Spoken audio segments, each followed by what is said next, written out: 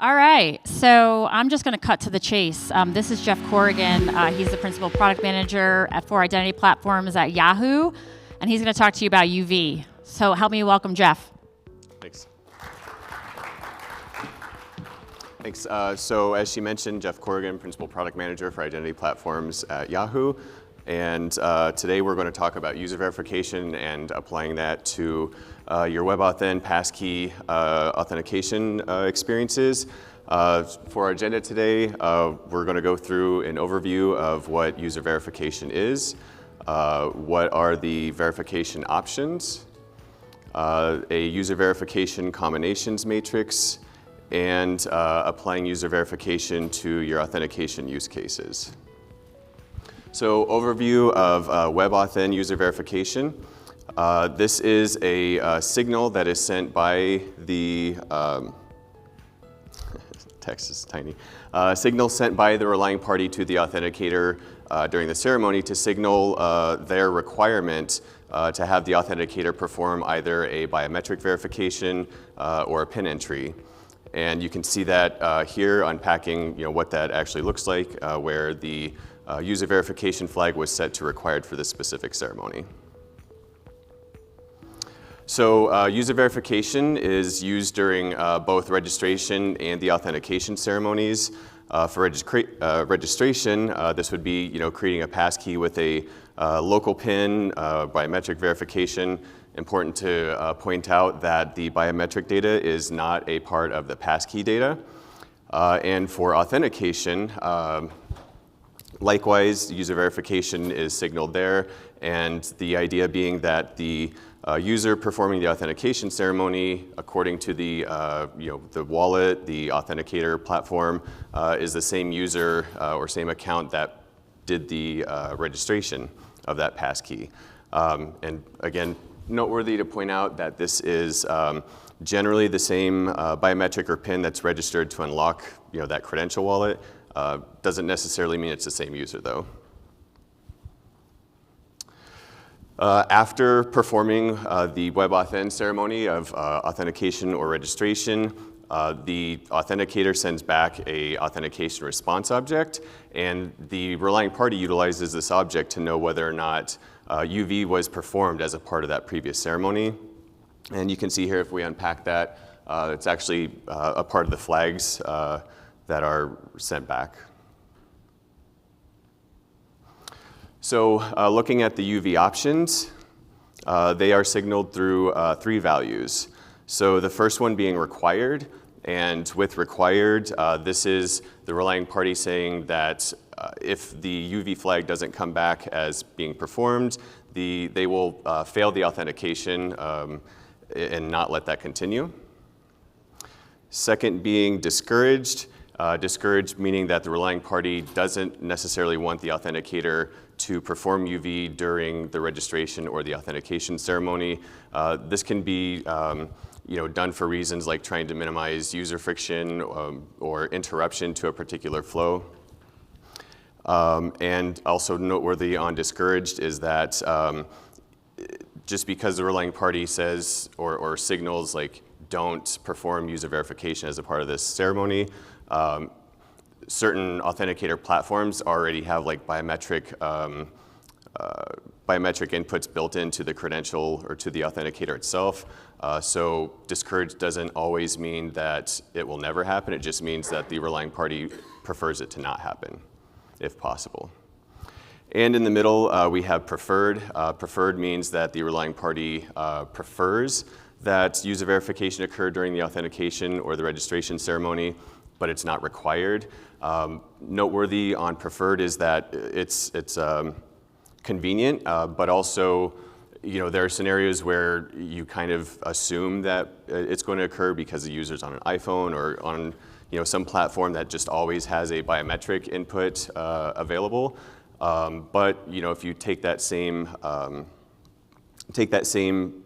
process and put it on a desktop where like the lid is closed, for example, the user verification is probably not going to occur unless there's like an external input device, for example.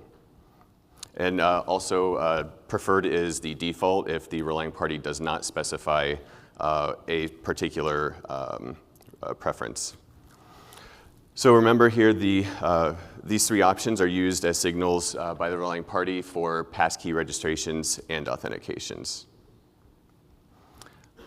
Is it possible to get the text a little bigger on the note side? So putting this together into a user verification combinations matrix, this is quite a bit of text to see, so I block things off just to make it easier to parse through. But on the left side here, we have registration and authentication. And what we're going to do is list out all of the options, and for registration, list out the same for authentication, and put these together so that we can see when we apply these in this manner, like what their impact is to downstream concerns like authentication confidence, user friction, and step-up confidence, which we'll explain here in a moment. So we have all the options listed out here, and that puts us to here. And there we go. So, applying this to what's probably the easiest column to see the first time is user friction.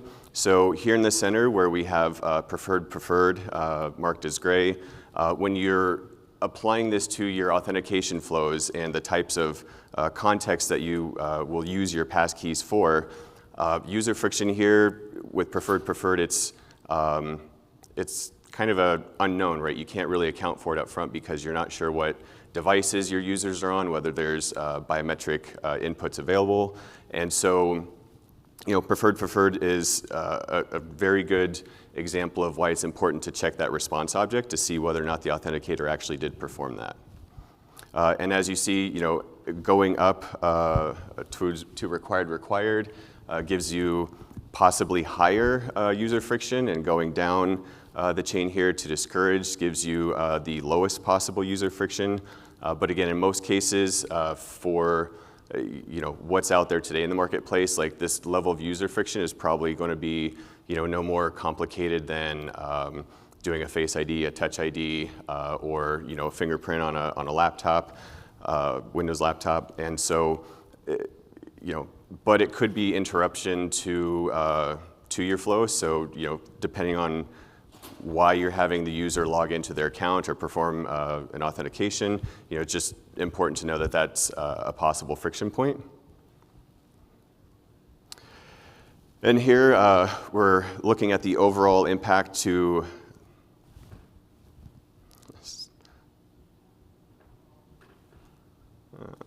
sorry, I've got a mismatch between screens here. There we go. So here we'll look at applying user verification to authentication confidence. And when we say authentication confidence, what we're talking about is the ability to trust whether the authenticator platform or ecosystem is able to determine and then communicate to you as the relying party that the user performing the authentication is the same as the user who registered the passkey initially.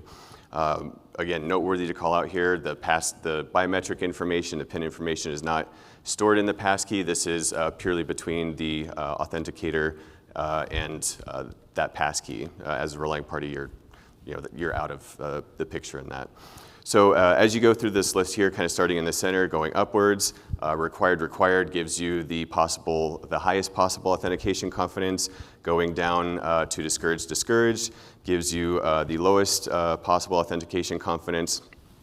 And as you look, as you can see in this first row here, where preferred was chosen for registration, but you're setting it to required for authentication, the confidence could be difficult to assess. And this, again, example highlights the importance of checking that authentication response object that comes back to you after registration. Second item here is preferred call out. So it's very convenient, but again, if you don't check the response object when the passkey was initially registered, it's hard to assess later what the maximum potential confidence for that particular passkey could be. Assuming that you did check and UV did occur on the initial creation of that passkey, when you go to later utilize that for your other authentication flows, like preferred is still fine because you know that UV happened on registration, and you can then use it for scenarios where you don't necessarily need to fail that authentication, but it does also give you the ability to later say that, that it's required. And then lastly here is the discourage required, and this one is interesting because it's very difficult to assess like what the total authentication confidence is, because you're saying don't perform user verification when the passkey was registered, but then you're requiring it on authentication, and that's kind of backwards because you're telling your authenticator platform there's no way for your platform to basically link those two together. Is probably the easiest way to explain that. And then lastly here is step-up confidence, and step-up confidence being your ability to assume a higher level of confidence from that same passkey.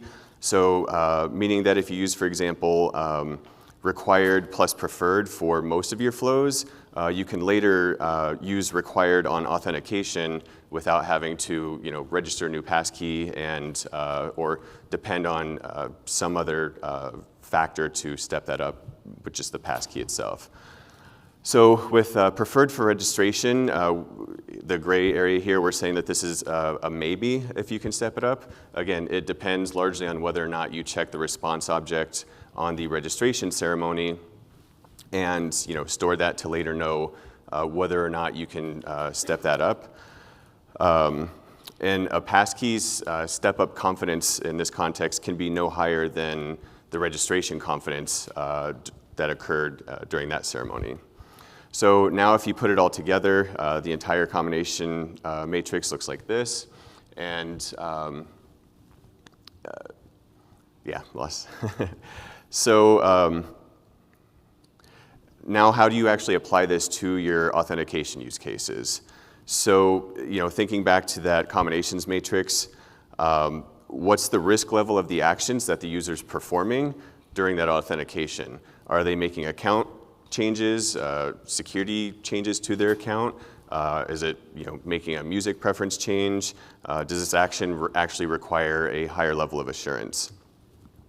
Second item is would typing in a PIN or a password or having to go through the biometric verification as part of a low-risk flow, for example, cause impact to conversion? Likewise, on the flip side, if you needed a higher level of confidence, but you were setting the UV flag to discouraged or preferred and not checking the response object, are there any consequences for that? Third consideration is, does the account have other authentication factors available?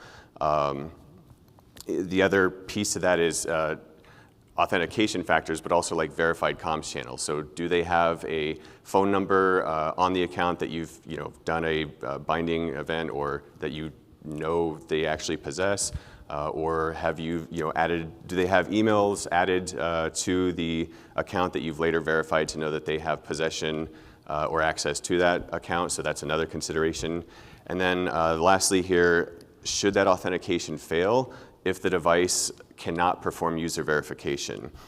So preferred has a lot of benefits, it's pretty convenient, but again, it's shouldn't necessarily be used as a catch-all without knowing up front like how that authentication is going to be applied. And so closing this out, so the UV flag gives you, the relying party, the ability to require a biometric verification or PIN verification of the user during registration and authentication ceremonies. It is the relying party's responsibility to check that UV flag after registration and during authentication. And then use that combinations matrix to validate your authentication flows. Will you need to be able to step up confidence in the future with that same passkey? How will this impact your specific flows? And is it okay if the UV didn't occur during the authentication? And with that, I'll open up for questions.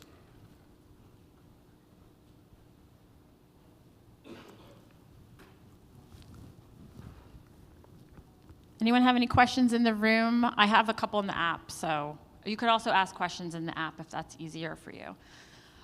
So Jeff, the question is, does cached UV still meet required option if they're not challenging user during reg or auth? This is seen with browser plugin authenticators. I didn't catch the question, I'm sorry. Oh. Really? I don't know why. Let me ask you again.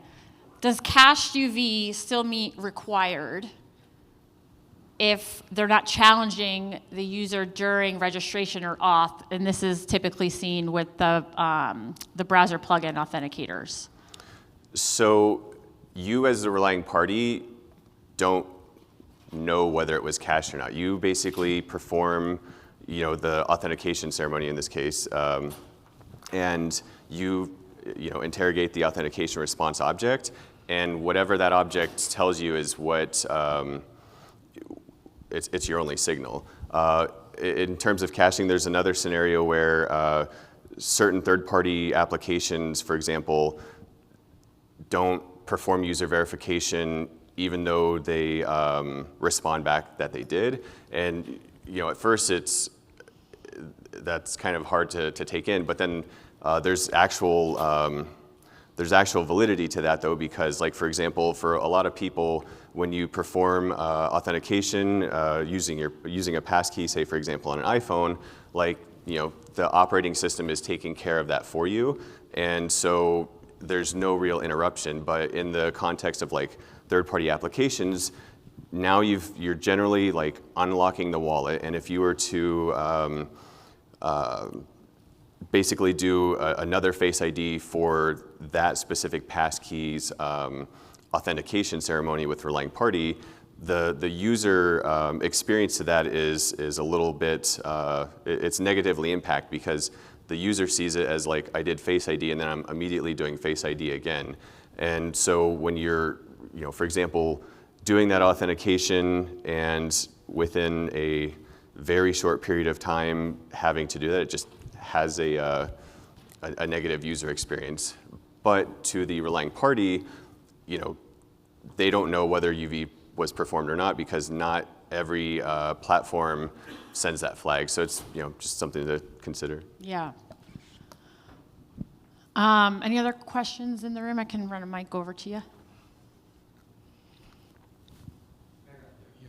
Yeah, sorry, the light. Oh, you have one. Thank you. Yeah. So question is about like biometrics versus like PIN. Like in user verification, like you can either use your Face ID or then it falls back to like using your password or PIN. Then is there any way to like mandate that I only want biometrics?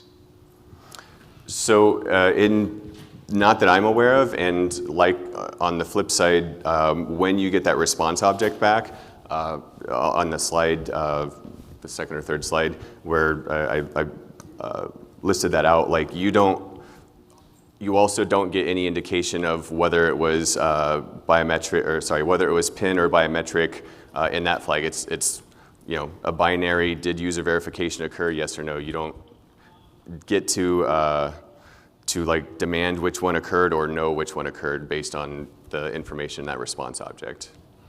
There could be things in the future or in development that I'm not aware of which could change that, but to my knowledge today, that's not a possibility. Any other questions? All right, well, please help me to thank Jeff. Thanks, Thank you, Jeff.